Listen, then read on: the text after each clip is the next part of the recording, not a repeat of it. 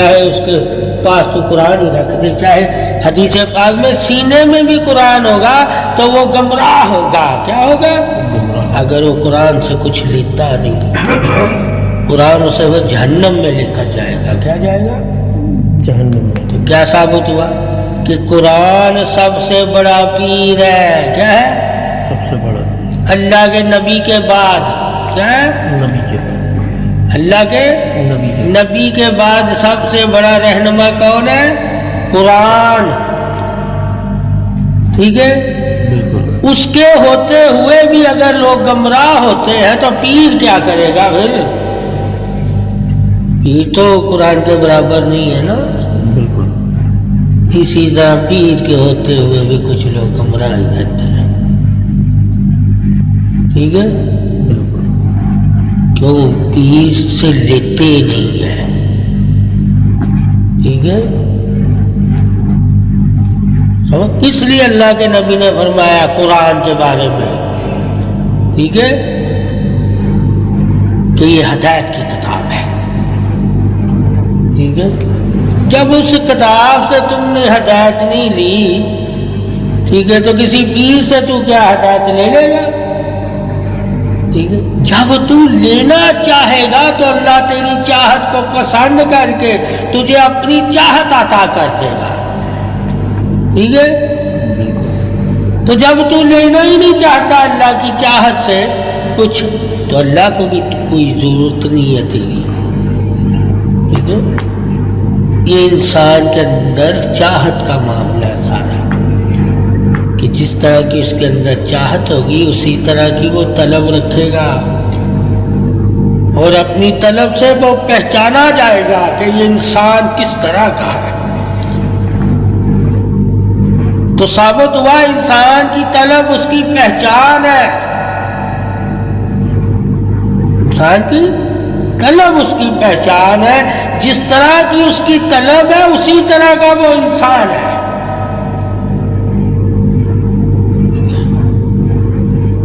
ورنہ انسان دیکھنے میں تو ایک جیسا ہی ہے، ٹھیک ہے، مگر طلب انسانوں کی ایک جیسی نہیں ہوتی.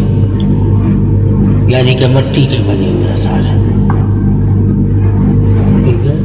جب ہمیں پتہ چل گیا کہ ہم سب مٹی کے بنے ہوئے ہیں، مگر مٹی کے بننے سے ہماری پہچان نہیں اللہ نے رکھی، طلب سے رکھی ہوئی ہے پہچان. یعنی چاہت، کس چیز کی تمہارے دل میں چاہت، اس چاہت کو جب تم حاصل کرنے لگو گے تو لوگ تمہیں جان جائیں گے کہ یہ فلاں بھی فلاں کو چاہتا ہے، اسی لیے اس کی چاہت اپنا کر اس کے قریب ہونے کی کوشش کر رہا ہے. تو قرآن اللہ کی چاہت کا اظہار بھی ہے. ٹھیک ہے؟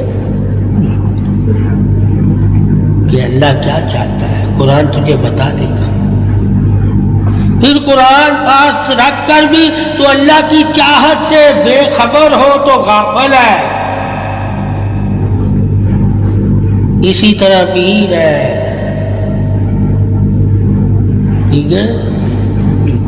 کہ تو پیر کی چاہت رکھ کے بھی بے خوف ہے، یعنی کہ لاپرواہی میں ہے، تو تمہیں پیر کی چاہت کا کوئی تمہیں حق ہی نہیں ہے پاس رکھنے کا. تو غافل جو ہوتا ہے وہ کسی چیز کی حفاظت نہیں کر سکتا. جب وہ حفاظت نہیں کر سکتا تو اسے کسی چیز کا رکھنے کا حق بھی نہیں ہے. حق اسے ہی ہے جو اس کی نگرانی کر سکے ایمانداری کے ساتھ، یعنی کہ حفاظت کر سکے. تو انسان کو مومن بننے کے ساتھ ساتھ محافظ بھی بننا ہے، حفاظت کرنے والا. قرآن بھی یہی کہتا ہے، ٹھیک ہے، کہ اپنے ایمانوں کی بھی حفاظت کر، اپنی نگاہ کی بھی حفاظت کر، اپنی سماعت کی بھی حفاظت کر، اپنے جسم و جان کی بھی حفاظت کر، اپنی اولاد کی بھی حفاظت کر، اپنے بیوی بچوں کی بھی حفاظت کر، اپنے رشتہ داروں کی حفاظت کر، اپنے گھر کی بھی حفاظت کر، اپنے ہمسائے کی بھی حفاظت کر. اور اپنے علم کی بھی حفاظت کر، اپنی عبادت کی بھی حفاظت کر، اور اپنی شکم کی بھی حفاظت کر، اور اپنی شرمگاہ کی بھی حفاظت کر۔ تو قرآن تجھے محافظ بناتا ہے۔ کیا بناتا ہے؟ محافظ بنانا یعنی کہ امین بنانا۔ جب مومن ہو کے کوئی انسان امین ہی نہ بنے تو وہ مومن ہی نہیں کہلانے کے لائق۔ جب اسے پتہ چل جائے گا مومن میں تب ہی کہلا سکتا ہوں جب اللہ کی ایمانتوں کی حفاظت کروں گا، اور حفاظت کرنے والا ہی مومن ہوتا ہے۔ وہ عملوں کی حفاظت کرے، وہ علموں کی حفاظت کرے، وہ نیکیوں کی حفاظت کرے، ٹھیک ہے؟ تو اللہ نے مومن کو محافظ بنا کر بھیجا ہے، ٹھیک ہے؟ پھر وہ حقوق العباد کی بھی حفاظت کرے، یعنی کہ اس کی جو مخلوق ہے اللہ کی، اس کا جو حق ہے اس کے اوپر اس کے حق کی بھی حفاظت کرے اور اس کا حق صحیح ادا کرے۔ پھر مومن کو پتہ چلے گا مجھے اللہ نے کیوں انسان بنا کر مومن بنایا ہے، اور مومن بنا کر کیوں مجھے اپنی ایمانتیں دی ہیں، اور اپنی ایمانتیں دے کر کیوں مجھے امین کہا ہے، ٹھیک ہے؟ جس طرح ہم آپ صلی اللہ علیہ وسلم کو صادق الامین کہتے ہیں، ایمان اللہ کی جو ایمانتیں ہیں کہ وہ انسان مومن، انبیاء، صالحین، صدیقین، شہداء، اولیاء اور عالموں کے پاس، وہ ایمانتوں کا بھی انسان کو علم ہونا چاہیے کہ کس کے پاس کیا ایمانت ہے اللہ کی طرف سے۔ وہ ایمانت کا حقدار میں ہوں تو اس کے پاس جا کے بیٹھوں تاکہ وہ ایمانت مجھے دے دے اگر میں اس ایمانت کا حقدار ہوں۔ تو جب ایمانت کا ہمیں پتہ ہوگا فلاں کے پاس اللہ کی فلاں ایمانتیں ہیں، اور وہ اللہ نے اپنی مخلوق کے لیے فلاں بن فلاں کو دی ہے، اور مخلوق پر لازم ہے یعنی کہ مومنوں پر لازم ہے، تو اسی انسان کے پاس جا کے صحبت اختیار کرے جس کے پاس اس کی ایمانت ہو۔ علم معرفت میں یہی حقیقت شان حق ہے، علم معرفت میں یہی حقیقت شان حق ہے کہ تم کسی سے مانگ نہیں رہے ہوتے، کسی سے مانگ نہیں رہے ہوتے، تمہیں ایمانتوں کا علم ہونا چاہیے۔ جب تجھے ایمانتوں کا علم ہونا ہوگا تو تم کہیں بھی بیٹھو گے تو تم یہ نہیں کہو گے کہ ہم مانگنے آئے، ٹھیک ہے؟ تجھ پہ کوئی انگلی نہیں اٹھا سکتا۔ اللہ نے کوئی مانت ہماری اس کے پاس رکھی ہوئی، ہم اس قابل ہو کر جب قابل ہو جائیں گے تو وہ مانت ہمیں دے دے گا۔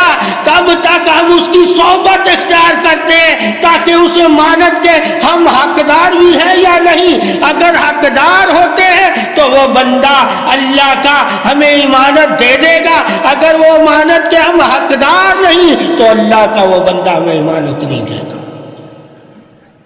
یہ علم روحانیت میں ہے، کیا ہے؟ کہ تم خود کسی کے پاس خود چل کے نہیں آتے، اگر تمہارے حق میں اس جگہ تمہارا حق ہے تو تم آ کے بیٹھتے ہو، اگر وہاں تمہارا کوئی حق نہیں ہے تو تم وہاں کے نہیں بیٹھتے۔ اب بیٹھنے کا مقصد پتہ چلا انسان کو کہ صوفیاء کرام، عالم دین، محدث، اولیاء اللہ کے پاس مسلمان کیوں بیٹھتا ہے؟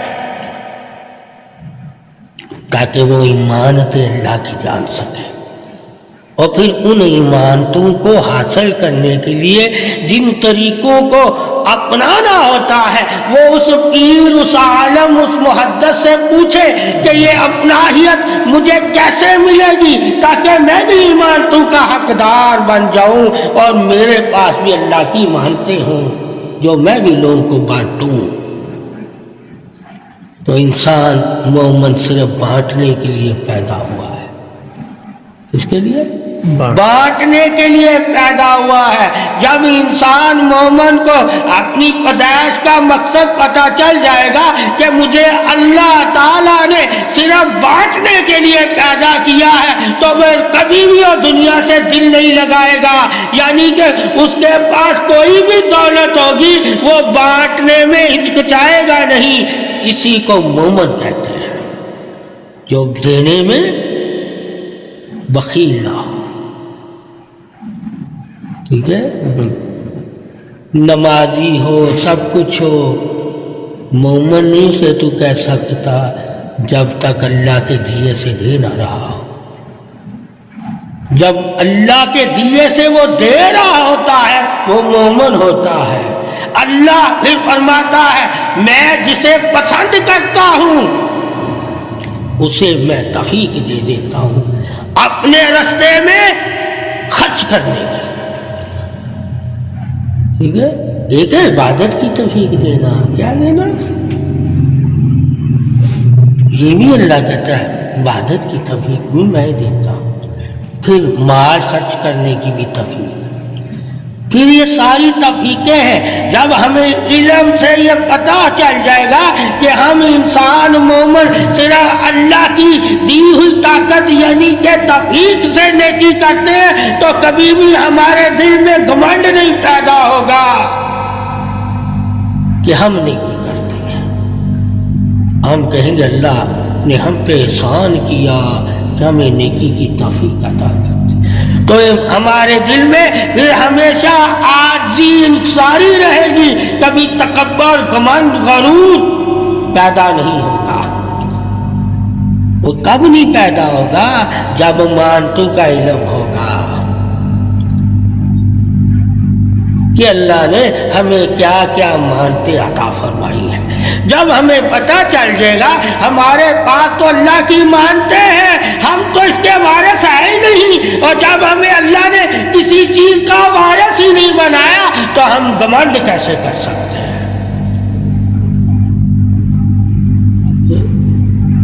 عارضی کیا ہے؟ عارضی دل بہلانے کے لیے تجھے اللہ نے عطا کیا ہے تاکہ تو سدا کی زندگی کو حاصل کر سکے عارضی زندگی سے، یعنی کہ عارضی جو مانتے تمہیں اللہ نے زندگی میں دی ہوئی ہے وہ سدا کی مانتوں سے کو حاصل کرنے کے لیے دی ہے، سدا کی مانتوں کو حاصل کرنے کے لیے دی ہے۔ وہی مومن ہے جو عارضی مانتوں سے سدا کی مانتوں کا طالب ہو جائے، یعنی کہ عارضی مانتے دے کر سدا کی مانت کو اپنا لے۔ اللہ پھر کہتا ہے پھر اس کی مانت میرے پاس محفوظ ہے، چاہے وہ نیکی کی صورت میں ہے، چاہے وہ حسن اخلاق کی صورت میں ہے، چاہے وہ عمل کی صورت میں ہے، چاہے وہ پرہیزگاری کی صورت میں ہے، چاہے وہ تقوی کی صورت میں ہے، چاہے وہ نور کی صورت میں ہے، چاہے وہ درجات کی صورت میں ہے، چاہے وہ قرب کی صورت میں ہے، وہ میرے پاس ہے اس کی مانتے۔ روز محشر میں انہیں دوں گا کہ یہ تمہاری مانتے میرے پاس تھے، کیونکہ تو نے دنیا میں میری مانت کا حق ادا کیا، آخرت میں میں تیری مانتوں کا حق ادا کروں گا۔ جس طرح تو نے میری مانتوں کو دنیا میں ضائع نہیں ہونے دیا، اسی طرح میں نے تیری مانتوں کو ضائع نہیں ہونے دیا، بڑھا دیا۔ تو بڑھنے کا مقصد کیا ہے کہ جب اللہ کی مانتوں سے دوسروں کے کام آتے ہو تو اللہ تجھے اور دے دیتا ہے، بڑھا دیتا ہے، دنیا میں بھی تجھے خزانے اور دے دیتا ہے تاکہ تم امین ہو، حق ادا کرتے ہو۔ جب اللہ کی مانتوں کا حق ادا کرو گے تو اللہ تجھے اپنی طرف سے اور عطا فرما دے گا اور اس کی رضا ہوگی۔ مانت سے جس نے اللہ کو راضی کر لیا وہی تو امین ہے، اور جو اللہ کی مانتوں سے اللہ کو راضی نہیں کیا وہی تو رسوا اور ذلیل ہے۔ اللہ نے انسان کو اس لیے مانتے عطا فرمائی تاکہ وہ میری دی ہوئی دولت سے مجھے راضی کر سکے۔ جب اللہ کی دی ہوئی دولت سے ہم اللہ کو راضی کرتے ہیں پھر ہم مومن ہیں، اور جب اللہ کی دی ہوئی دولت سے ہم دنیا حاصل کرتے ہیں تو ہم پھر دنیا دار ہیں، مومن نہیں ہیں۔ تو اللہ نے اس لیے ہر انسان کو سب سے بڑی مانت کیا عطا فرمائی؟ عقل۔ کیا؟ عقل۔ پھر اس کے بعد کیا؟ علم۔ عقل اور علم سب سے بڑی مومن کے پاس اللہ کی امانت ہے۔ اگر عقل اور علم سے اللہ کی تعریف ہی نہیں کرتا تو وہ جڑی بوٹیوں سے بھی کیا گزرا ہے۔ ٹھیک ہے، امانت تعریف کے لیے ہے۔ کیا ہے؟ امانت تعریف کے لیے۔ اللہ نے اسی لیے تجھے امانت دی تاکہ تجھے دیکھے کہ تو تعریف والا ہے یا نہیں۔ اگر تو تعریف والا ہوگا تو اس کی امانتوں کی حفاظت کرے گا، اور جو حق رکھتا ہے اس کی امانت کو حاصل کرنے کا پھر دین تجھے بتائے گا یہ لوگ ان امانتوں کے حقدار ہیں، انہیں حق دیا کرو۔ پھر تو ان کو تلاش کرے گا اور ان کو حق ادا کرے گا ان کا، اور حق ادا کر کے اللہ کا شکر کرے گا کہ اللہ تیرا شکر ہے کہ تو نے مجھے امانت دی، اس کا حق ادا کرنے کی توفیق بھی دی۔ اس لیے کہتے ہیں نیکی کرنا اللہ تعالیٰ کو سب سے زیادہ پسند ہے، کہ نیکی ہی تو امانت ہے، اور امانت کی حفاظت ہی تو نیکی ہے۔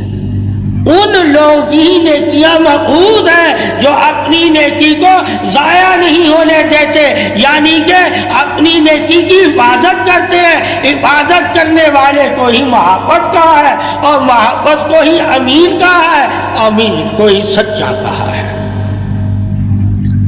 یہ انسان کی پہچان ہے، عظمت کے ساتھ، فضیلت کے ساتھ، بزرگی کے ساتھ، تعریف کے ساتھ۔ اب انسان اپنی پہچان کس کے ساتھ کروانا چاہتا ہے؟ جس کے ساتھ وہ اپنی پہچان کروائے گا اسی کے ساتھ ہوگا۔ یہی اصل حقیقت ہے۔ تم جس کو پسند کرتے ہو، جس کے ساتھ اپنی تعریف چاہتے ہو، تم اسی کے ساتھ ہو۔ اگر اللہ رسول کے ساتھ ہوتے ہو تو پھر اسی طرح کرو جس طرح اللہ رسول تعریف کرتا ہے، جس طرح اللہ رسول نیکی کی دعوت دیتا ہے، جس طرح اللہ رسول تمہیں حق بتاتا ہے، جس طرح اللہ رسول مانتوں کو مانت کے پاس پہنچاتا ہے کہ جس کی مانت اسے دے دو۔ تو تلاش کرنا پڑتا ہے۔ کیا کرنا پڑتا ہے؟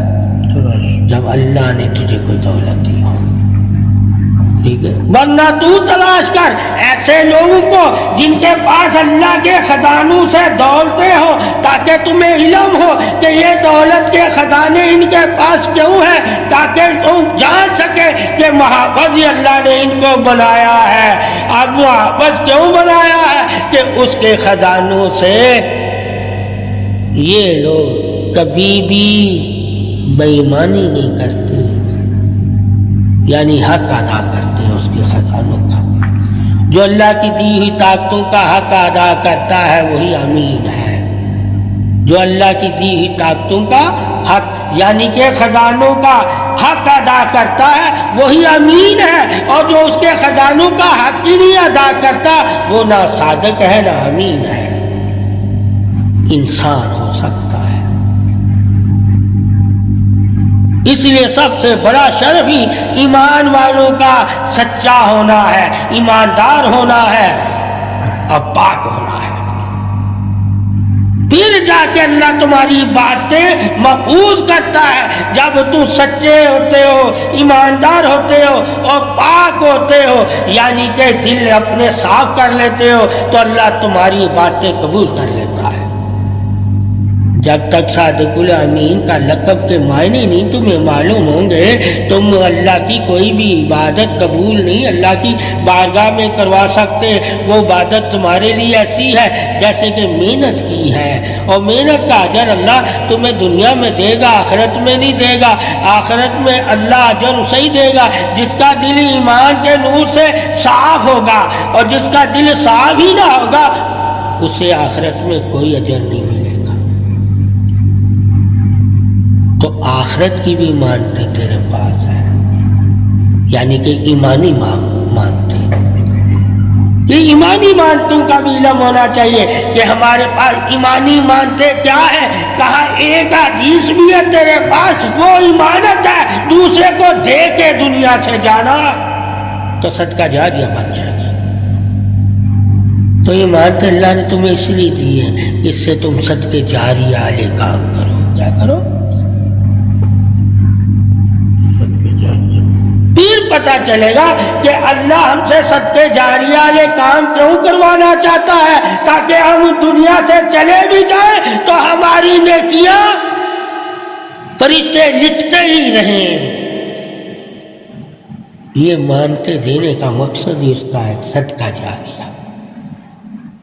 تو اللہ کی دی ہوئی دولتوں سے، علموں سے، ٹھیک ہے، نیکیوں سے، عبادتوں سے صدقے جاریہ والے بھی کام کرنا مومن کا سب سے بڑا شیوا ہے. تو صدقہ جاریہ ہمیشہ تمہارے نام اعمال میں نیکیاں لکھتا رہے گا، جبکہ تیرا نام اعمال بند ہو جائے گا، مگر صدقے جاریہ والا نام اعمال تیرا کبھی بند نہیں ہوگا.